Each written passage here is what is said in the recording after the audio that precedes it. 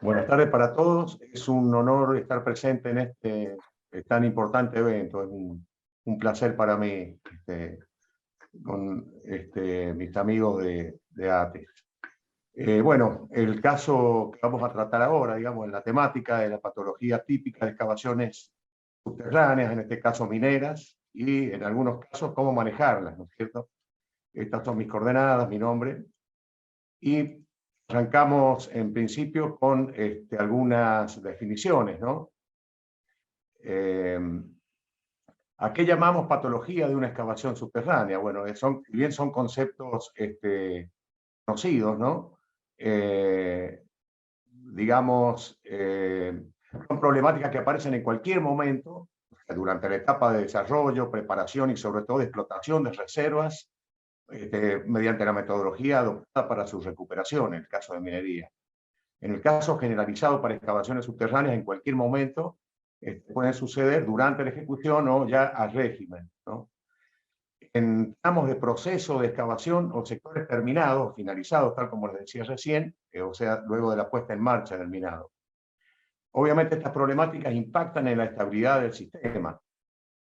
Propiamente la actividad minera se refiere a recuperar reservas. Entonces nosotros, de manera subterránea, originamos un hueco que muchas veces puede permanecer abierto según la sistemática de explotación que adoptemos, o requiere obligatoriamente una restitución de ese hueco mediante diferentes productos rellenos, digamos, el material de relleno, que pueden ir desde rellenos rock fill, o sea, relleno normal sin consolidación, relleno cementado, o en la tecnología más reciente, ¿no es cierto?, pad fill, un tipo de relleno especial para restituir ese hueco. Ya vamos a ver algunas animaciones como para saber, así de una manera rápida, de qué estamos hablando. Pero de una forma así simplificada, estamos rompiendo el equilibrio natural del tensional de una manera permanente. O sea, permanentemente se está recuperando reservas, a diferencia de una obra civil que ya logra su situación final. Y bueno, se ha planificado o diseñado toda la estabilización en función de esa situación final. En este caso, las minas, no sé, en general tienen una dinámica muy importante, en la cual, bueno, permanentemente está en juego el juego tensional, ese juego de hallazgos, de quizás acuíferos o eventos que son de alguna manera sorprendentes en la medida que no conocemos el terreno. Pero en general las causas están asociadas a numerosas y diversas condiciones que pueden aparecer en el terreno, diferentes a las que uno proyectó o planificó la excavación o estabilización, por la falta de información, ¿no es cierto? Y además, ¿no es cierto?, la inducción que uno genera, ¿no?, con una explotación subterránea, ¿no?, por reducción de las masas portantes o las estructuras portantes, por ejemplo, pilares o ese tipo de estructuras que son vías de pasaje tensional que de alguna forma estamos rompiendo, ¿no?, interrumpiendo, y reemplazando por un material que es de un módulo mucho menor, como pueden ser los rellenos. Por más buenos que sean, ¿no es cierto?, salvo alguna excepción, ningún relleno puede igualar los módulos, ¿no?, de un material, de un macizo rocoso in situ. Ahora, las razones, ¿cómo se pueden clasificar las razones que impiden identificar previamente las causas, ¿no?, de una patología? Algo que le está pasando verdaderamente a la excavación, ¿no? Una exploración insuficiente, ¿no es cierto?, es una de las razones, ¿no?, donde vamos a emplazar la explotación o la obra. Falta de consideración de variables finales en los cálculos, ya vamos a ver unos ejemplos muy elementales, ¿no?, y con un espacio al que le llamo un pizarrón, digamos, con mano alzada. Aparición de condiciones inesperadas ocasionadas por fenómenos naturales, por ejemplo, una intersección, ¿no?, de un acuífero confinado o alguna otra condición de módulos muy diferenciados en macizos rocosos que genera un gran contraste y por lo tanto pueden originar estallidos de roca, ¿no?, por cedencia del material de menor módulo y sobretensionamiento del mayor módulo, en esas situaciones donde hay fallas, ¿no es cierto?, que involucran a estos dos materiales, ¿no? Bueno, falta de consideración de imponderables o efectos de solicitaciones coyunturales que existen en este tipo de obras. Comportamiento de parámetros naturales de adyacencias relacionados principalmente con cauce y calidad de aguas. Por ejemplo, hay alguna posibilidad de que en superficie haya un cauce de río que esté ligado, ¿no?, con alguna estructura, ¿no?, que no ha sido detectada por la exploración y que, bueno, directamente puede ser una vía de drenaje, ¿no?, por las labores subterráneas y ocasionar grandes problemas, ¿no? Una cosa que es muy importante también es el punto 6, falta de control de ejecución de tareas en la obra de construcción. Hay muchas veces que uno dimensiona, diseña una estabilización y esa estabilización no se ejecuta de la manera requerida, porque hay falencias constructivas que nos van a llevar, ¿no es cierto?, a una confianza injustificada. O sea, vamos a pensar que está todo bien y de pronto esta estabilización, por ejemplo, colapsa o no funciona como se planificó. O simplemente una planificación o proyecto deficiente de la explotación, ¿no? Para dar ahí un resumen muy elemental, ¿no es cierto? El índice Q, que es un índice de calificación de macizo rocoso, que tiene una serie de factores, ¿no es cierto?, en esa ecuación. Bueno, si hay una presencia de agua, bueno, se altera fuertemente el JW, ese parámetro, o problemas tensionales pueden hacer decaer, ¿no es cierto?, esa calidad de roca, o sorprendernos de alguna manera, todo hallazgo por una falta de exploración, por ejemplo, ¿no? Bueno, uno a partir de esta calificación, estos son ejemplos típicos de diseños de estabilización estándar de soportes para el ámbito minero. En una sección con hombros diferenciados para instalación de mangas permanentes de ventilación. Y bueno, y uno dimensiona o diseña en función de la calidad de ese macizo rocoso. Por eso es fundamental el punto de mencionar la estabilización para la situación final. Y voy a hacer un dibujito de pizarrón en donde podemos ver que si nosotros de una manera aislada, ¿no es cierto?, dimensionamos la estabilización, en este caso para un túnel único, ¿no es cierto?, con estructuras que están pintadas en rojo, que son generadoras de cuña. Esas cuñas están ajustadas, ¿no?, por el pasaje tensional en la dirección transversal, digamos, a la pantalla, ¿no? Entonces están apretadas.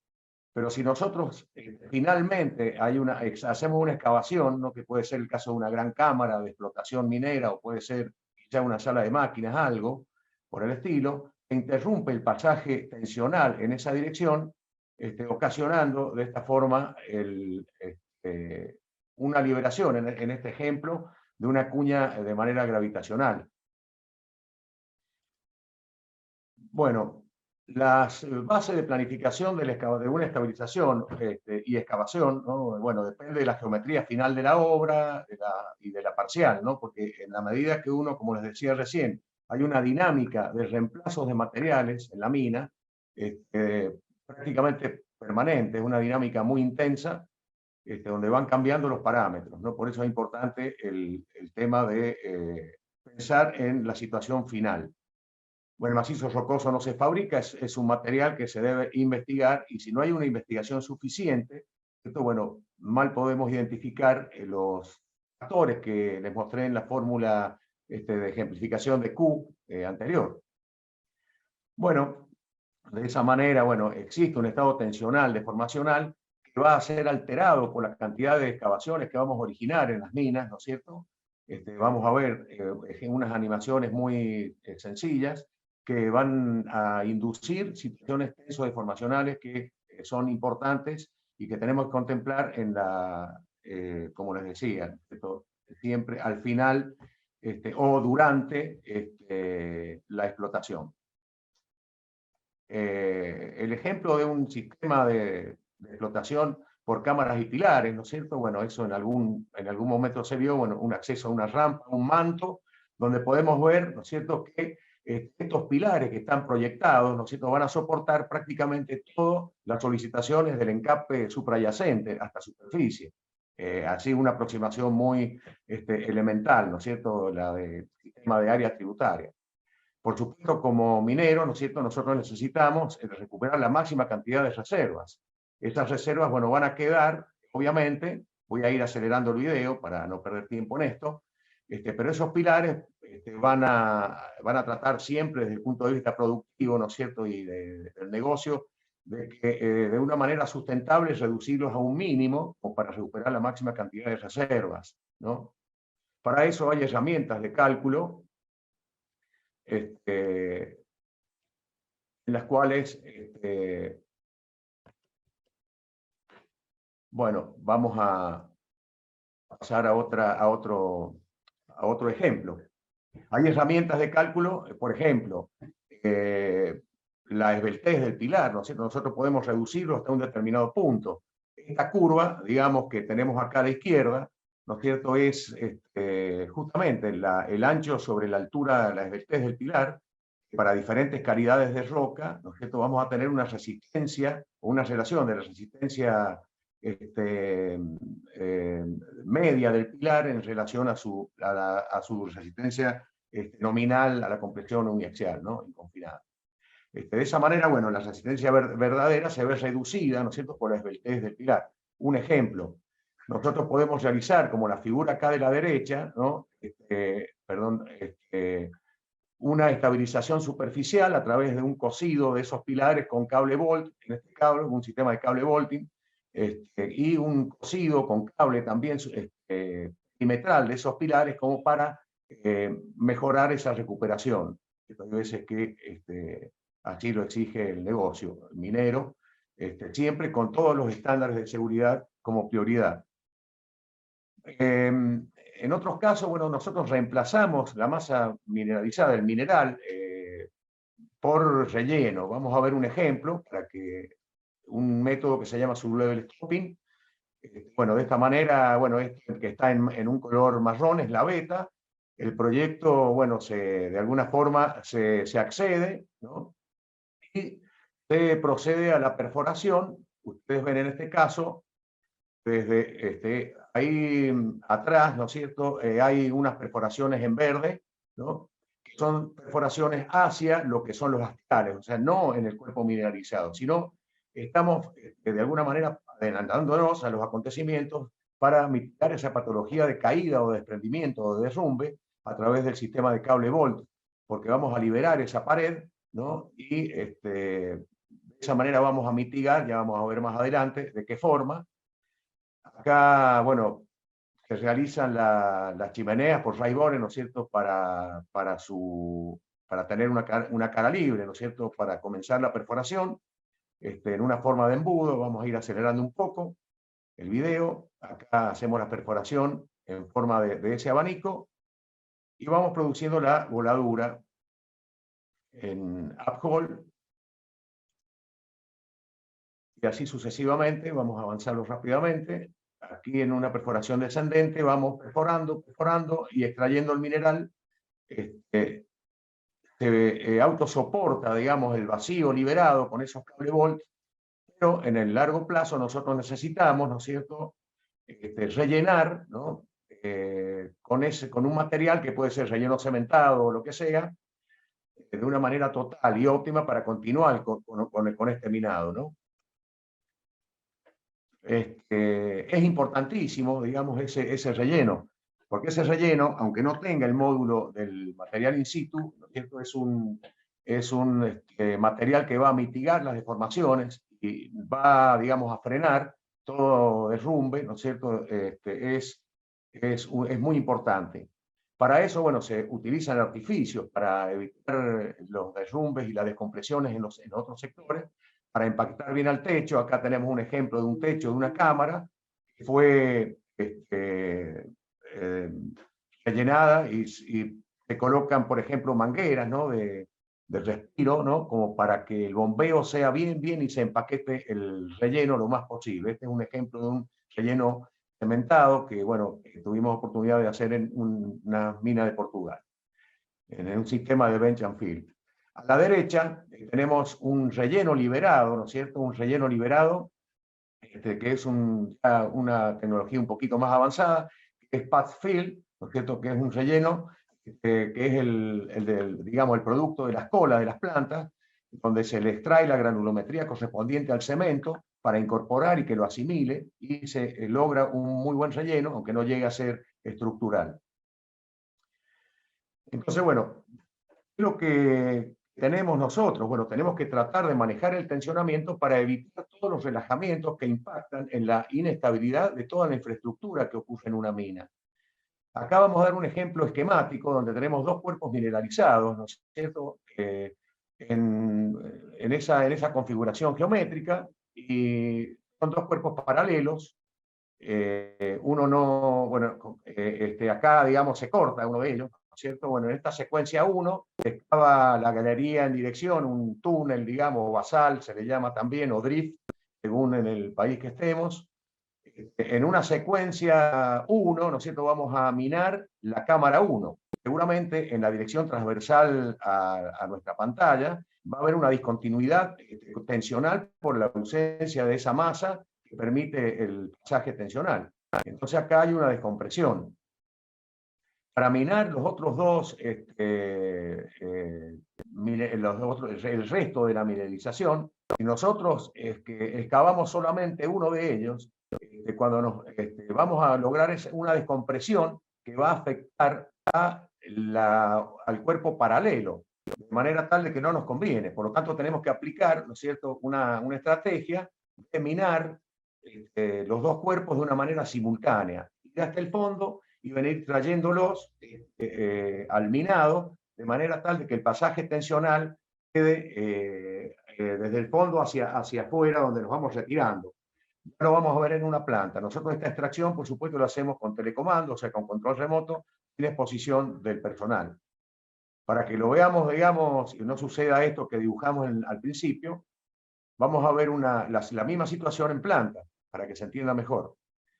En principio, todo el pasaje tensional está esquematizado por esas flechas azules, y los conflictivos son las cámaras 2 y la cámara 3. Para si nosotros minamos, por ejemplo, la cámara 1, interrumpimos, ¿cierto? O sea, la cámara 2, perdón, interrumpimos el pasaje tensional. Cuando nos metamos a perforar, ¿cierto?, la cámara 3, vamos a estar totalmente relajados y el soporte es muy probable que nos falle. Por lo tanto, lo que nos conviene es hacer un minado simultáneo, de manera tal de venir con un frente de onda, retirándonos hacia el acceso, sin que vamos a estar trabajando bajo tensionamiento aconsejado, digamos, para no tener problemas de estabilidad. Bueno, este es un ejemplo que, bueno, es muy común, digamos, tener en cuerpos paralelos, ¿no? ¿Qué podemos ver, digamos, cuando hay una descompresión? Acá tenemos un ejemplo, ¿no es cierto?, de carga de malla. Se usa mucho en estabilidad de corto plazo y labores que son temporales, o sea, que duran unos pocos años o quizá meses. Una estabilización con un estándar con frenos de anclaje y la malla cargada. Acá, evidentemente, hay una descompresión. Y bueno, si bien para eso está la malla, que es una superficie de contención, a raíz de, puede ser esta cámara, ¿no es cierto?, que hemos abierto y que interrumpió el paso tensional. Acá, bueno, tenemos toda bueno, en este caso acá de arriba, una configuración de cámaras que están minadas, y bueno, se dimensiona y vemos, nosotros podemos localizar a través del radio hidráulico, que es un valor muy utilizado, ¿no es cierto?, en el dimensionamiento de grandes cámaras de explotación. Podemos ver en rojo, ¿no es cierto?, los lugares más críticos. En este caso, bueno, se utilizó un radio hidráulico modificado, que es una nueva versión, digamos, del radio hidráulico, el N', el número de estabilidad, donde considera parámetros que son bastante precisos y razonables. Entonces, si nosotros, paralelo a todo este perfil de la mina, ¿no?, tenemos una rampa o una infraestructura, sabemos dónde vamos a tener compresión o relajamiento en la obra de infraestructura que es paralela a toda esa explotación. Bueno, en este caso anterior, perdón, tenemos un incremento de las grietas presentes originalmente originados por un tensionamiento en este caso. Finalmente acá, bueno, tenemos en un terreno esquistoso, que es típico de la franja ibérica pirítica en Portugal, donde hay esquisto. Entonces hoy los cable Bolt, bueno, no fueron efectivos a pesar de tener Shockrete en su integración. Bueno, utilizamos la herramienta del número de estabilidad para esta verificación, ¿cierto? Y podemos tener, a partir del radio hidráulico y ese número de estabilidad, ¿cierto? Zonas donde nos pueden quedar en función de su radio hidráulico y el número, en zonas estables, zona de transición sin soporte, inclusive zona de hundimiento, donde vamos a tener que reducir las dimensiones de las cámaras que queremos minar. Simplemente a nivel informativo, pero genera patología de compresiones, ¿no? Acá, por ejemplo, tenemos el lugar de perforación, ¿no es cierto? Todo cableado, acá se ven cables aplicados y Shockrete. Sin embargo, dentro de la cámara, al tratarse de esquistos, las paredes expuestas no fueron contenidas por los cable Bolt. Por lo tanto, al ser esquistoso, bueno, se desmenuzó de esta manera. Este fue un caso, digamos, donde no aplicó, digamos, la metodología de explotación. Acá tenemos otro caso que es importante, ¿no? Que es el tema del vencimiento de los pernos de anclaje, de ciertos pernos de anclaje, por la presencia de agua ácida o presencia de potencial de oxidación. En esta mina nosotros habíamos establecido, ¿no es cierto?, el plazo de vencimiento de los pernos tipo Soelex, porque ya hay marcas equivalentes en todos los productos. En esa época estaba la licencia Soelex, donde pasaron, el plazo de vencimiento era 6 meses.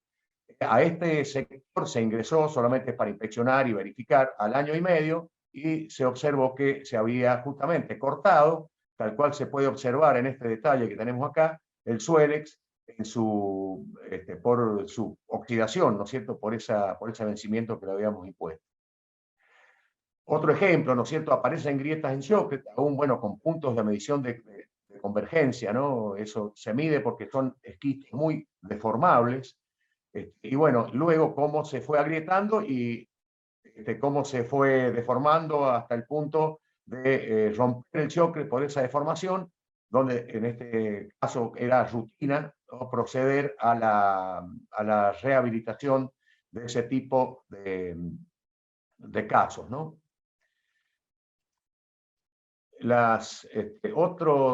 Para que se entienda y complementando un poco, supongamos que esto es una beta, ¿no es cierto? Bueno, esto es una simulación hecha con betas de explotación, ¿cierto? En otra mina.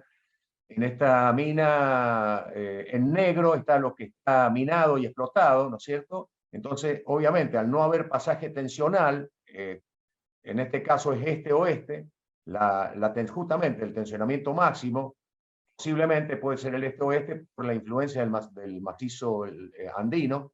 Entonces, la única vía de paso tensional son estos pilares horizontales que tenemos acá, que le denominamos solera, en minería, ¿no? Aquí vemos que está en el orden de 48 megapascales, ¿no es cierto? Esa inducción, ¿no es cierto?, por la reducción de esos pilares. Los reducimos aún más y inducimos a 66 megapascales, por ejemplo, ¿no? Y cuando cortamos y recuperamos totalmente ese pilar, vemos cómo pasa a cero, o sea, totalmente relajado, es lo que estábamos hablando al comienzo, ¿no es cierto? Nosotros interrumpimos el paso tensional y todas las estructuras se relajan y podemos tener inconvenientes. Por lo tanto, si queremos recuperar todo este mineral, tenemos que aplicar una estabilización especial y un relleno superior con alta dosificación de cemento, como para que también pueda funcionar como estructuralmente. Por ejemplo, una losa de hormigón armado, ¿no es cierto?, superior, para poder comunicar. Bueno, lo que les decía anteriormente, en rojo está el mineral en estas imágenes. Este es un ejemplo, esto de una secuencia de explotación, donde tenemos la necesidad, ¿no es cierto?, de meter anclajes, los cable Bolt, de manera tal de soportar la pared que vamos a exponer con la explotación, aplicando simplemente el principio de losa suspendida. O sea, nosotros al anular los apoyos intermedios que tenemos acá cuando sacamos el mineral, bueno, los cable Bolt funcionan como unos tensores, ¿no es cierto?, digamos, manteniendo esa losa suspendida.